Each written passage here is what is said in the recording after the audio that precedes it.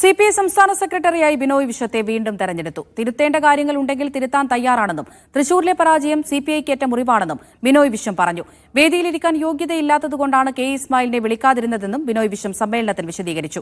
ഇടുക്കിയിലെ സംഘടനാ പ്രശ്നങ്ങളെ തുടർന്ന് സംസ്ഥാന കൌൺസിലിൽ നിന്ന് ES ബിജിമോളെ ഒഴിവാക്കി. പ്രവർത്തന റിപ്പോർട്ടിന്മേലുള്ള ചർച്ചയിലെ മറുപടിയിലാണ് സംസ്ഥാന സെക്രട്ടറി ബിനോയ് വിശ്വം നിലപാട് വ്യക്തമാക്കിയത്. തിരുത്താൻ വല്ലതുമുണ്ടെങ്കിൽ അതിന് തയ്യാറാണ്.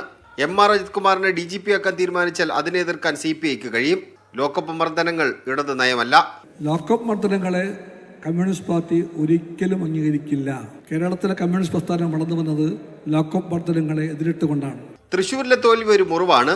വേദിയിലിരിക്കാൻ K ഇസ്മായിലിന് യോഗ്യതയില്ലാത്തത് കൊണ്ടാണ് ക്ഷണിക്കാതിരുന്നത്. ഇസ്മായിലിനൊപ്പം പന്ന്യൻ രവീന്ദ്രനും C ദിവാകരനും ഒഴിവായിരുന്നു. അവർ രണ്ടുപേരും പാർട്ടി സമ്മേളന വേദിയിലുണ്ട്. ഇസ്മായിൽ എന്തുകൊണ്ട് അച്ചടക്കം പാലിക്കുന്നില്ല എന്ന ചോദ്യവും ബിനോയ് മുന്നോട്ട് വെച്ചു. സംസ്ഥാന കൌൺസിൽ തെരഞ്ഞെടുപ്പിൽ വലിയ അസ്വാരസ്യങ്ങൾ ഉണ്ടായിട്ടുണ്ട്. തിരുവനന്തപുരത്തെ ATUC ജില്ലാ പ്രസിഡന്റിനെയും സെക്രട്ടറിയെയും സംസ്ഥാന കൌൺസിലിൽ നിന്ന് ഒഴിവാക്കി. ഇടുക്കിയിൽ നിന്ന് KK ശിവരാമനെ മാറ്റി നിർത്തി.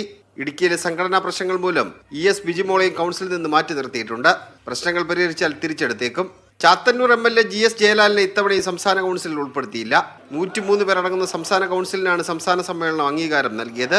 പാർട്ടി കോൺഗ്രസ് പ്രതികളായി 100 പേരെ തെരഞ്ഞെടുത്തു. സംസ്ഥാന സെക്രട്ടറിയായി ബിനോയ് വിശ്വം തുടരും. ദേശീയ ജനറൽ സെക്രട്ടറി D രാജ നിർദ്ദേശിച്ച പേര് പുതിയ കൌൺസിൽ ഐകകണ്ഠേന അംഗീകരിച്ചു.